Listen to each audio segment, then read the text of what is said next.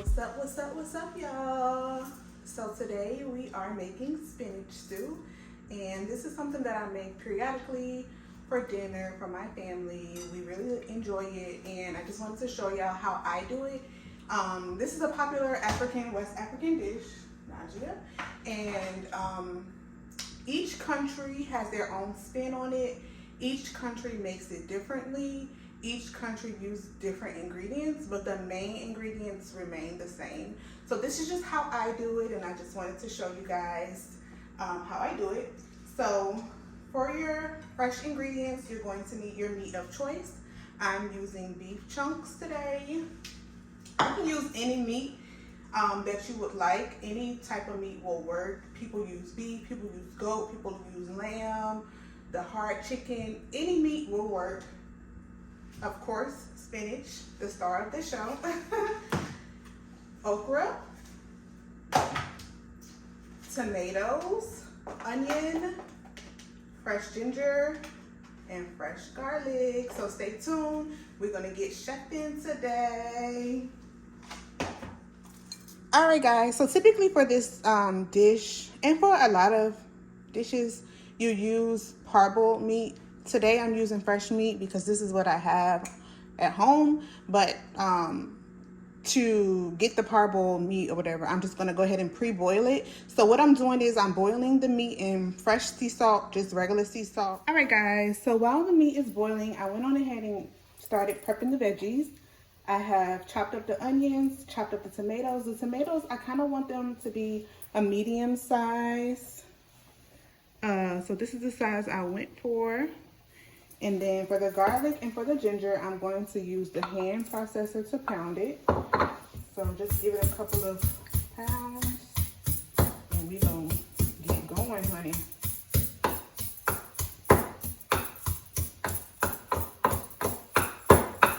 All right, that's pretty good.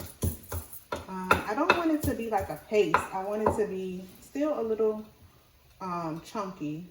So it's not really a paste. It's more like just an easier way of chopping it to make it kind of fine.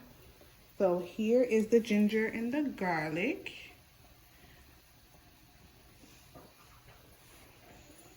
And I'm gonna check on the meat. I think the meat is pretty much ready. So let's check in for the meat. All right, guys. So the meat is pretty much done boiling. And I've chopped up the veggies. Here we go. Here is the ginger and the garlic. So what I'm gonna do now is go ahead and get the stew started. I'm gonna take the meat off of the fire, and then we're gonna go ahead and get started with the stew. All right, guys, so I went on ahead and removed the meat. I added some oil to the pan. You can use any oil you like, vegetable oil, olive oil, canola oil, whatever oil you use for your family. For this dish, I'm not using palm oil, but some people use palm oil as well. What I'm gonna do is go ahead and fry the onions, the ginger, and the garlic, and I'm gonna add the tomatoes as well. So we put the onions in there. I'm gonna go ahead and put the ginger and the garlic in. And we just wanna let that cook a little bit, let that fry a little bit, and then add in the tomatoes in just a second.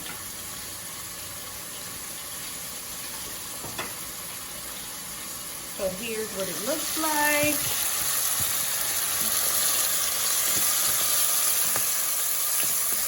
I'm gonna let it fry. This is the same pot, so it still has like the flavor of the meat. All I did was remove the meat and remove the water.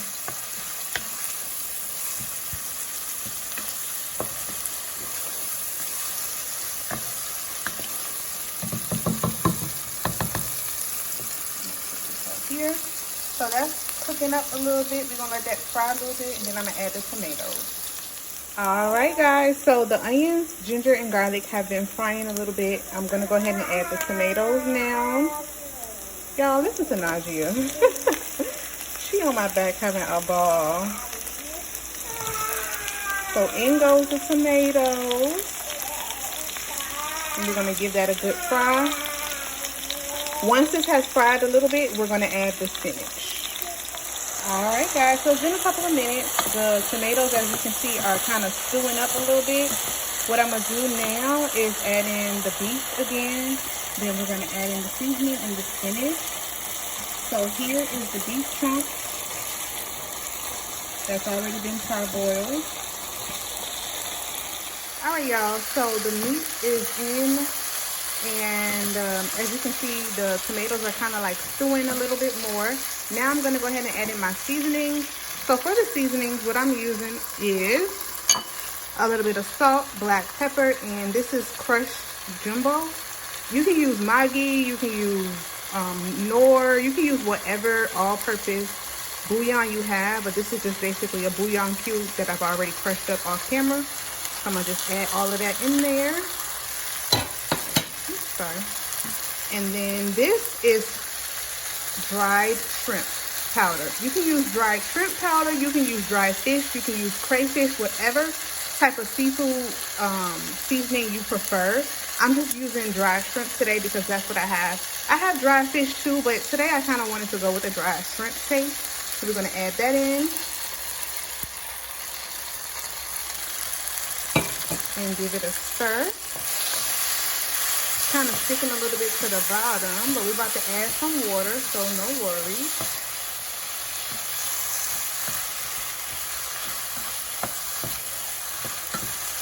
So I'm giving that a good little stir before I add in my water.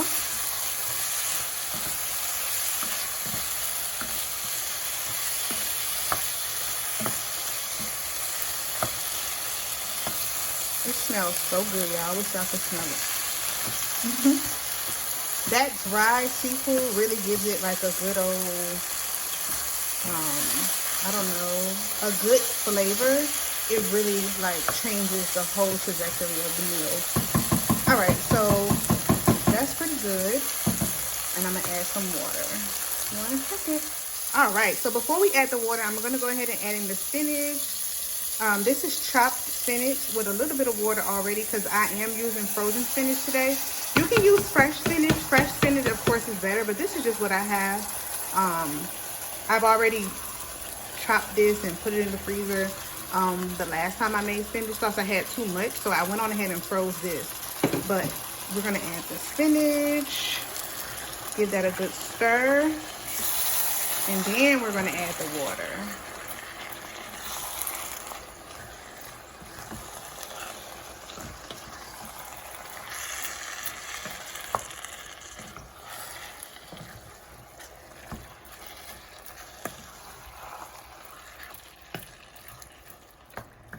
All right. So now I'm going to go ahead and add some water. Just enough water to cover it. So that's pretty good. That's covering it. All right, guys. So as you can hear, the spinach is sizzling up. It's looking good, smelling good. The whole kitchen smells good, child.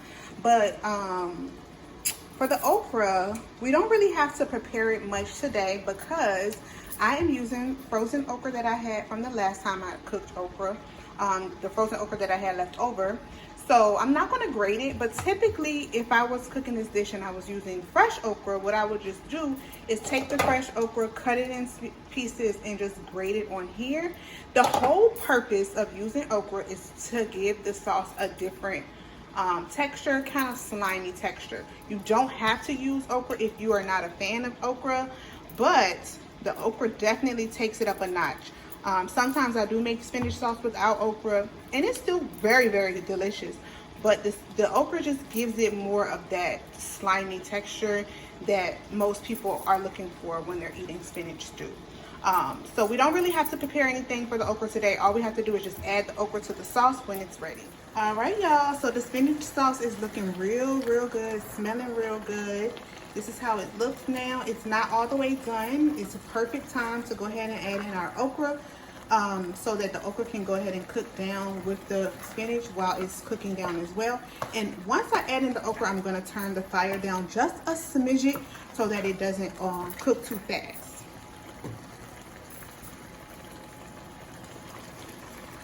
And so the whole purpose, like I said, of the okra is just so that it can give it more of a slimy texture.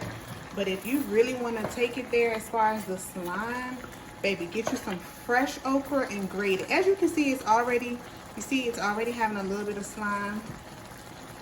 So it's still gonna be nice and slimy, but the fresh okra is gonna take it to a whole nother level. I'm just using what I have already on hand from the last time that I made this dish. So yeah, we've added in the okra. Now I'm gonna turn the fire down a little bit. Right now it's on level 3, so I'm gonna go ahead and just turn it down to level 2, and then we're gonna let that cook. Well, it's kind of like 1.5, girl. Oh God. So I'm gonna go ahead and put the top on, and we just gonna let it do its thing. All right, y'all. So look, the stew is looking pretty good. It's been cooking for a few minutes, about 6 minutes or so. Giving it a little stir. And what I'm gonna do now is I'm gonna turn down the fire just a little bit more, so that things won't get too sticky to the bottom. Even though this is a non-stick pan, it still kind of sticks a little bit, but that's a review for another day. So I'm gonna turn the fire down a little bit. It's at like 1.5. I'm gonna turn it down a little bit lower, and then we're gonna check back in a little later once it's cooking, probably about another 5 minutes or so, and we're gonna see how it's looking. All right, y'all, so while the stew is cooking up, I'm gonna go ahead and prepare my rice. You can use rice for this dish. You can use couscous for this dish. You can even use broken rice instead of the regular. This is regular jasmine long grain rice. You can use tow, which is basically the same thing as fufu, just with rice flour, and tow is just the name that they call it in my husband's country, which is Burkina Faso. You can use whatever you would like to go on side of it. If you like super slimy spinach sauce, then tow or fufu will be probably a better option. But since ours is not going to be overly slimy, I'm just going to go ahead and make rice. So I'm going to go ahead and add my rice to the bowl. I don't really measure, y'all. In case y'all haven't noticed, I don't measure. I'm just going based on how much I know is good for my family. And I encourage you to do the same. Since you're cooking for your family or for yourself or for your significant other, you cook based on how much you know you like. So yeah, I'm just going to go ahead and about this much rice. And then we're going to wash it. And it's going to be ready. All right, y'all, so the key to washing your rice is just wash it to the point where the water is basically clear, almost clear, see-through. That's how you're going to know that the rice is pretty clean and that the starch is pretty much pulled out. So here, as you can see, the rice is still cloudy. The rice water is still very cloudy. So I'm going to keep giving it a few more rinses, and then we're going to get things going. The water is very clear and see-through, so that means the rice is all clean. So I'm just going to pour the rest of this water out and then set it aside until it's ready to be cooked.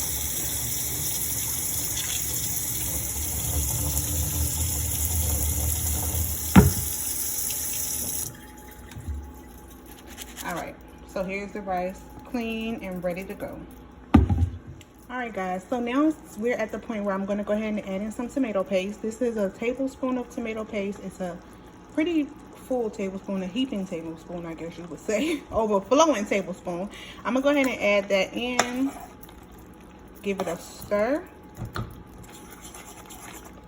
and then we're gonna cover it and let that cook down a little bit.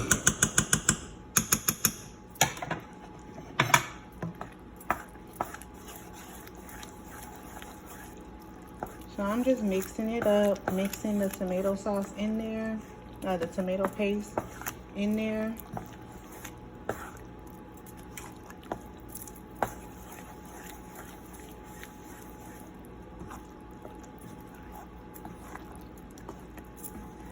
Y'all, it looks so good. I haven't made this sauce in a while.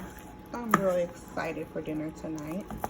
All right, so it looks pretty good. I'm gonna go ahead and cover it up now and let that cook down.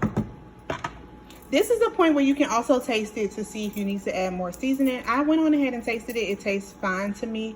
But yeah, at this point, you want to go ahead and just taste it, see if it's good, flavored, seasoned well to your liking. If not, go ahead and tweak it and add you some more, whatever you need to add, salt, pepper, Maggi, jumbo, whatever you want to add, you can go ahead and add it. As you can see, for this dish, I did not add any garlic powder or onion powder or ginger powder. The reason why is because I used fresh garlic and fresh ginger, so I didn't really need any of the extra powders. All right, guys, the rice is clean, ready to be cooked. What I did was I put the rice in the stovetop pan. I put some water, enough water to cover the rice, a small piece of butter.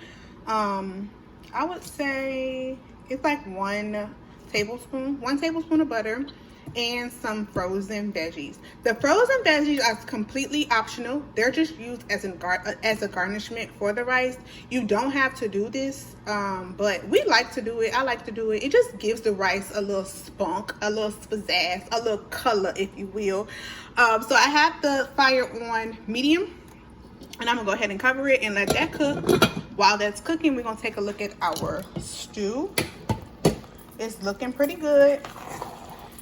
I did forget to mention the habanero pepper. I added that in a little late, but it's okay. If you're cooking for a whole family and you have small children, I recommend adding the habanero pepper in a little late, only because you don't want the pepper to burst inside the sauce and make the entire stew super spicy.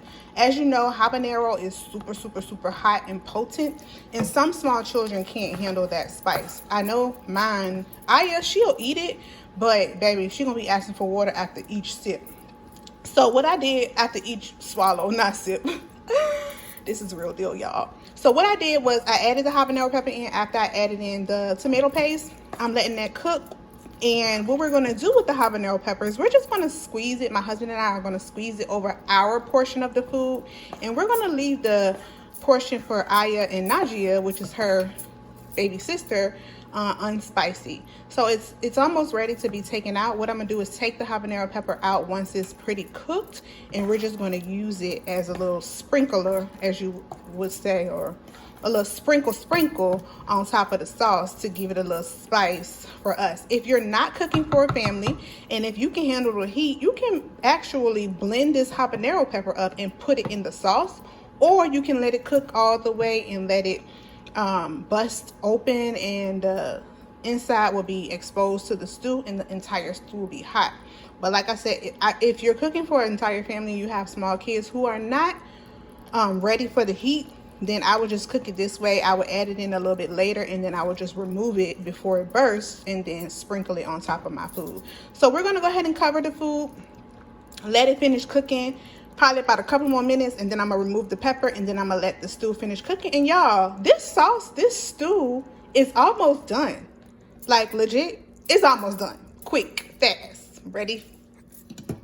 All right, y'all, it's been about 10 minutes. The rice is all the way done. It's pretty much now at the point where it's just steaming. I went on ahead and turned the fire off because it's done. As you can see, the rice is cooked through and the veggies are still on top. That's what I mean by it's just a garnishment.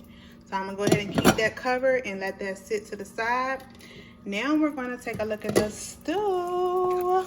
The stew is done as well. I'm gonna go ahead and take this pepper out. Put that on the side, and y'all, look at the stew. Look at it. It's so good. It's so bomb. I wish you could taste it. Go ahead and cook it for yourself. Cook it for your family. Let me know how you like it. If you don't want it spicy at all, you don't have to add that pepper in there. But yeah, I like mine a little spicy, and my husband does too. Or you can just omit the pepper altogether, y'all, and just put cayenne on yours, the African red pepper on yours. Any little pepper hot sauce you want, you can add it to it. So I'm gonna go ahead and turn the fire off. Y'all, it's done, and I'm gonna show you how it looks once it's plated.